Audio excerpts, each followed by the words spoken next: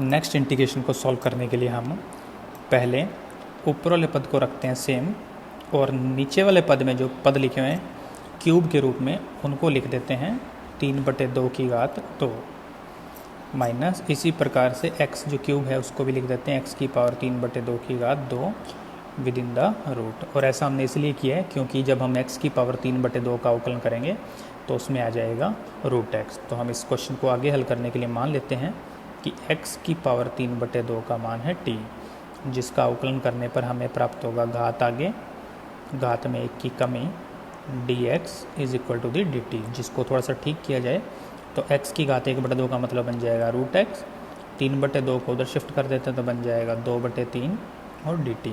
ये सारे मान जब हम इंटीग्रेशन के अंदर पुट करते हैं तो हमें वैल्यू मिलने वाली है। इसके स्थान पर आ जाएगा 2/3 और dt, जिसमें से 2/3 कांस्टेंट है बाहर कर दिया और dt ऊपर। बटे में ये वाला पद हम रखेंगे सेम, यानी 1 की पावर 3/2 का स्क्वायर माइनस इसकी जगह हमने t मान रखा है तो ये बन जाएगा t² with in the root. अब इसकी जो यहाँ पर हमें फॉर्मूला यूज़ करना है वो है dx upon a² minus x² का रूट। ये पद a है और ये पद x के जैसा है, जिसका आंसर बन जाएगा sine inverse x/a plus constant of integration c। तो हमारा नेक्स्ट स्टेप होगा 2/3 साइन इनवर्स x की जगह t और a की जगह है a की power 3/2 plus constant of integration c। Next step में मानी हुई चीज़ें जो t है उसका मान रखें तो x की पावर 3/2 बटे में a की power 3/2 plus constant of integration c। यहाँ तक भी आप छोड़ सकते हैं और थोड़ा सा और सॉल्व करना चाहें तो ये बन सकता है साइन इनवर्स के अंदर x/a की power 3/2 plus constant of integration c। और यही आपके क्वेश्चन का फाइनल आंसर होगा। नेक्स्ट क्वेश्चन को सॉल्व करने के लिए आपको ये बात समझनी चाहिए कि यदि a की पावर 3/2 लिखा है तो इसका मतलब हो सकता है a की पावर 1/2 और a की पावर 1, यानी हम इसको लिख सकते हैं रूट a इंटू में a। तो ये सेम चीज़ हम इस क्वेश्चन के ऊपर यूज़ करने वाले हैं। तो हमारा नेक्स्ट स्टेप बन जाएगा इंटीग्रेशन, ऊपर लिखेंगे dx और नीचे होगा a² प्लस x² का root into a² plus x²। अब इस रूट को ख़त्म करने के लिए हम इसके अंदर करते हैं प्रतिस्थापन, जो कि है x equal to the a tan theta.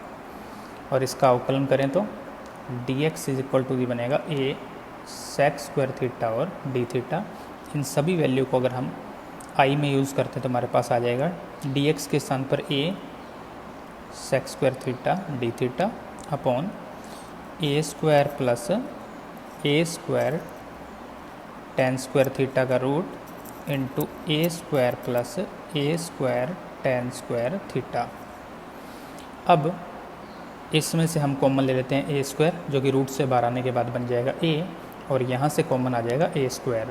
तो ओवरऑल बाहर है a बटे में यहाँ से a² यहाँ से a, तो टोटल बन जाएगा a³ integration sec² theta d theta upon इसके अंदर बचेगा 1 प्लस tan² थीटा का रूट और यहाँ बच जाएगा सिंपली 1 प्लस tan² थीटा। हम जानते हैं कि 1 प्लस tan² थीटा और sec² थीटा एक जैसे होते हैं तो इनको कर दिया कैंसिल। इसकी जगह आ जाएगा सिर्फ sec थीटा, तो ये वैल्यू बन जाएगी बाहर कैंसिल होके 1 बटे में a² इंटीग्रेशन 1 बटे में sec थीटा और d थीटा, जिसमें sec को ऊपर कर देंगे शिफ्ट तो हमारे पास बन जाएगा 1 बटे a² integration cos theta d theta, जिसका आंसर बनेगा 1 बटे a² cos थीटा का इंटीग्रेशन बन जाएगा sin theta plus constant of integration c।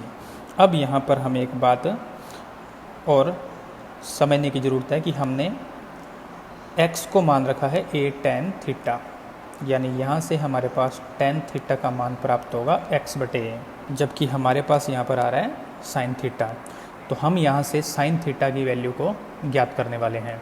हम जानते हैं कि tan थीटा का मतलब होता है लंब बटे में आधार, यानी यहाँ पर x का मतलब है लंब और स्मॉल a का मतलब है आधार। तो इस आधार पर कर्ण का जो मान आएगा वो आएगा लंब स्क्वायर प्लस आधार स्क्वायर, यानी कि x² प्लस a² का रूट। इसके बेस पर यदि हम साइन थीटा का मान निकालें तो वो बनता है लंब बटे में कर्ण, यानी कि साइन थीटा का मान बन जाएगा x बटे में x² प्लस a² का रूट। तो इस क्वेश्चन को पूरा करने के लिए हमें इसकी हेल्प की ज़रूरत पड़ेगी। 1/a² इंटू में साइन थीटा का मान होगा x/में x² प्लस a² का root plus constant of integration c, और यही आपके क्वेश्चन का फाइनल आंसर होगा। नेक्स्ट क्वेश्चन में हम पिछले वाले क्वेश्चन की तरह ही घात 3/2 वाला जो पद है उसको लिखेंगे 1 माइनस x² का रूट और 1 माइनस x²। अब इस रूट को ख़त्म करने के लिए हम कर देंगे प्रतिस्थापन x equal to D sine theta, जिससे इसका अवकलन करने पर हमें dx का मान मिल जाएगा कोस थीटा और डी थीटा। इस आधार पर हमारा इंटीग्रेशन बन जाएगा dx के स्थान पे तो कोस थीटा और डी थीटा, और जहाँ जहाँ x है वहाँ पर हम रख देंगे साइन थीटा। तो हमारे पास पहला पद आएगा 1 माइनस साइन स्क्वायर थीटा का रूट और simply 1 minus sine square theta. 1 minus sine square theta का रूट बनेगा कोस थीटा, जिससे ये दोनों पद कैंसिल हो जाएंगे। शेष जो हमारे पास है वो है डी थीटा और पटे में cos square theta. Cos square theta जब ऊपर आएगा तो बन जाएगा सेक स्क्वायर थीटा, और सेक स्क्वायर थीटा का इंटीग्रेशन हम जानते हैं बन जाएगा tan theta plus constant of integration c। लेकिन हमारे पास मान है साइन थीटा का और हमें चाहिए टेन थीटा, तो इसके लिए हम साइन थीटा की जो वैल्यू है जो कि x है उसको मान लेते हैं x/a, और साइन थीटा का मतलब होता है लंब बटे में कर्ण। इस बेस पर आधार का मान जो हमारे पास आएगा वो आएगा 1 माइनस x² का रूट, और इसके बेस पर यदि हम टेन थीटा का मान निकालें तो बन जाएगा लंब बटे में आधार। तो इस क्वेश्चन को करने के लिए हम लोग टेन थीटा के स्थान पर यूज़ करेंगे लंब बटे आधार। लंब का मान x, आधार का मान 1 माइनस x² का root plus constant of integration c, जो कि आपके क्वेश्चन का फाइनल आंसर होगा। नेक्स्ट इंटीग्रेशन को सॉल्व करने के लिए हम इसको दो पार्ट में बांट लेंगे, जिससे हमारा नेक्स्ट स्टेप बनेगा x/में x² प्लस 1 का root integration dx plus 1/x² plus 1 का रूट इंटीग्रेशन dx, जिसमें से हम पहले इंटीग्रेशन को नाम दे देते हैं I1 और दूसरे इंटीग्रेशन को नाम दे देते हैं I2। ये हमने मान लिया है। अब इसको नाम देते हैं समीकरण नंबर 1 और एक के करके I1 और I2 को सॉल्व करते हैं। I1 हमारे पास है x/में x² प्लस 1 का रूट और dx, जिसमें x² प्लस 1 का अवकलन बन जाएगा 2x। तो हम इस इंटीग्रेशन को सॉल्व करने के लिए x² प्लस 1 को मान लेते हैं t, और यदि t² मान लें तो ये वाला रूट भी हट जाएगा। तो इसका अवकलन करने पर हमें प्राप्त होगा 2x dx is equal 2t और dt, जिसमें 2 से 2 हो जाएगा कैंसिल। इस बेस पर I1 की वैल्यू x dx के स्थान पर हमें प्राप्त होगा t और dt,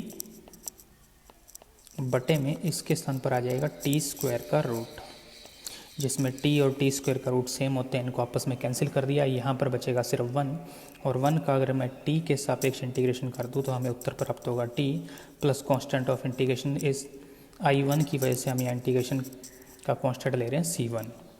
ये I1 की वैल्यू है जिसमें t का मान हम लोगों को वापस रखना है। तो हमें उत्तर प्राप्त होगा x² प्लस 1 का root plus constant of integration c1, जिसको नाम देते हैं इक्वेशन नंबर 2। अब बात करते हैं I2 की। I2 जो हमारे पास है वह है इंटीग्रेशन 1/में x² प्लस 1, या मैं कहूँ x² प्लस a² dx के जैसा, जिसमें a का मान 1 है, और हम लोग ऑलरेडी 1/में x² प्लस a² के रूट का इंटीग्रेशन जानते हैं, जिसका आंसर होता है log x plus same root यानी x² प्लस a² का root plus constant of integration c।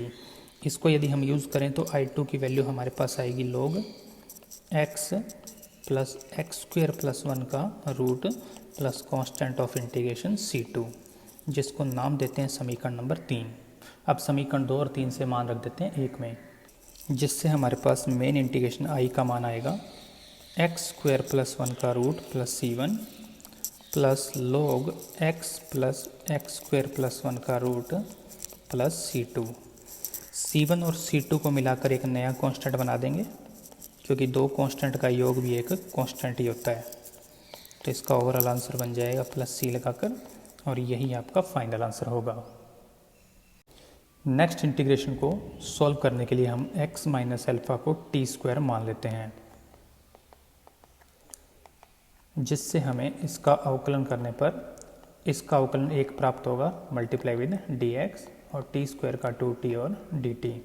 ये सारे मान जब हम i के अंदर पुट करेंगे तो हमें प्राप्त होगा dx के स्थान पर 2t dt अपॉन इसके स्थान पर आ जाएगा टी स्क्वायर, ये रूट के अंदर है। अब यहाँ पर है बीटा माइनस एक्स, तो बीटा यहाँ से यदि हम x का मान निकालें तो हमें प्राप्त होगा अल्फ़ा प्लस टी स्क्वायर, यहाँ पर माइनस एक्स है तो हमें प्राप्त होगा माइनस अल्फ़ा और minus t square within the root. अब t और टी स्क्वायर का रूट आपस में कैंसिल हो जाएंगे, कांस्टेंट को बाहर कर देंगे तो शेष बचेगा dt अपॉन ये बीटा माइनस अल्फ़ा जो है इसको मैं लिख देता हूँ बीटा माइनस अल्फ़ा के रूट का स्क्वायर माइनस यहाँ पर है मेरे पास टी स्क्वायर, और ये सारा मान रूट के अंदर है।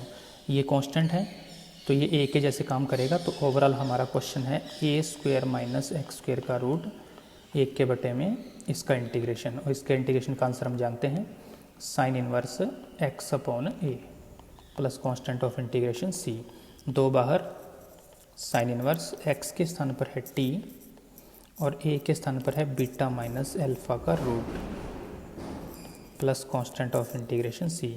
नेक्स्ट स्टेप में हम लोग t का मान वापस रखते हैं, यहाँ से t का मान प्राप्त होगा x माइनस अल्फ़ा का रूट और बटे में है बीटा माइनस अल्फ़ा का रूट, दोनों के ऊपर एक साथ रूट लगाते हैं plus constant of integration c, और यही आपका फाइनल आंसर है। नेक्स्ट इंटीग्रेशन को सॉल्व करने के लिए हम लोग 2x माइनस एक्स स्क्वायर के ऊपर फोकस करते हैं, जिसको पूर्ण वर्ग व्यंजक बनाने के लिए हम माइनस कॉमन ले लें तो हमें प्राप्त होगा एक्स स्क्वायर माइनस 2x। अब माइनस एक्स स्क्वायर के स्थान पर हम x लेते हैं और x के गुणांक को यदि हाफ कर दें तो हमें प्राप्त होगा -1 इसका स्क्वायर, इसमें एक्स्ट्रा होगा 1 का स्क्वायर जिसको हटाने के लिए लिख दिया -1, और यदि हम माइनस का गुणा कर दें तो हमें प्राप्त होगा 1 माइनस एक्स माइनस 1 का स्क्वायर, यानी ओवरऑल इस पद की जगह ये पद आ सकता है। तो जब हम इसको इंटीग्रेशन में यूज़ करेंगे तो हमें मिलेगा 1 बटे में 1 माइनस एक्स माइनस 1 के स्क्वायर का रूट और dx जो कि i का मान है।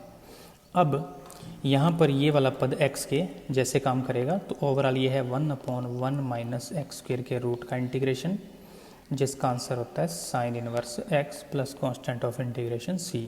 तो इसका आंसर बन जाएगा साइन इनवर्स x के स्थान पर x minus 1 plus constant of integration c, और यही आपका फाइनल आंसर होगा। हमारे नेक्स्ट क्वेश्चन में रूट के अंदर वैल्यू है x माइनस 1 गुणा में x माइनस 2। यदि हम इनका आपस में गुणा कर लें तो बनेगा x square minus 3x plus 2, जो कि पूर्ण वर्ग व्यंजक के रूप में लिखा जा सकता है, जिसमें एक्स स्क्वायर का हमने लिखा x का गुणांक -3 तो हमने लिख दिया -3/2 का स्क्वायर, इसमें एक्स्ट्रा होगा 3/2 का स्क्वायर तो हम लिख देंगे -9/4, और आगे चल रहा है प्लस का 2, जिसको यदि हम हल करें तो x माइनस 3/2 का स्क्वायर, इसका एलसीएम बन जाएगा 4। लेकिन ध्यान रखिएगा यहाँ पर पहले माइनस है तो हम लोग इस पद को लिखते हैं पहले जिसमें आ जाएगा प्लस, तो इसका एलसीएम 4 का 2 से गुना बन जाएगा 8, और यहाँ पर है -9। तो ओवरऑल हमारे पास आएगा x माइनस 3/2 का स्क्वायर, और यहाँ पर आएगा -1/4, तो प्लस और माइनस का गुणा बन जाएगा माइनस, और 1/4 को हम लिख देंगे 1/2 का स्क्वायर, यानी ओवरऑल इस वैल्यू की जगह ये वाली वैल्यू आ जाएगी। इस आधार पर हमारा इंटीग्रेशन बन जाएगा 1 बटे में x माइनस 3/2 का स्क्वायर माइनस 1/2 का square within the root और dx, जो कि 1 बटे में x square minus a square के रूट के जैसा है, और जिसका इंटीग्रेशन बनता है log x plus x square minus a square का root plus constant of integration c। बस हमें x के स्थान पर दिया हुआ x माइनस 3/2 और a के स्थान पर है 1/2, तो इसका फाइनली जो आंसर बनेगा वो आएगा log x माइनस 3/2 प्लस ये सेम रूट, और इस सेम रूट का मतलब ये वाला पद ही है, तो हमारे पास आ जाएगा x square minus 3x plus 2 का root plus constant of integration c, और यही आपका फाइनल आंसर होगा। हमारा नेक्स्ट क्वेश्चन बहुत ही इजी है, जिसमें साइन का अवकलन ऊपर पड़ा है cos x, तो हम इसके अंदर sin x को मान लेते हैं t, जिससे इसका अवकलन हमें प्राप्त होगा cos x dx is equal to the dt। इस बेस पर हमारा इंटीग्रेशन बन जाएगा cos x dx के स्थान पर आ जाएगा dt और बटे में है यहाँ पर 4 जो है उसकी जगह कर देंगे 2 का स्क्वायर और इसकी जगह आ जाएगा t square within the root. अब ये जो पद है ये है हमारे पास 1 बटे में ए स्क्वायर माइनस एक्स स्क्वायर के रूट के जैसा, जिसका इंटीग्रेशन होता है साइन इनवर्स एक्स बटे ए प्लस सी। तो इस उत्तर का यूज़ करें तो हमारे पास उत्तर आ जाएगा साइन इनवर्स एक्स बटे a plus constant of integration c. T का मान वापस रखें तो साइन इनवर्स साइन एक्स बटे 2 प्लस कांस्टेंट ऑफ इंटीग्रेशन सी, जो कि आपके क्वेश्चन का फाइनल आंसर होगा। तो इस प्रकार हमने एक्सरसाइज 9.3 को पूर्ण कर लिया है। अगले वीडियो के साथ जल्दी मुलाकात होगी। धन्यवाद।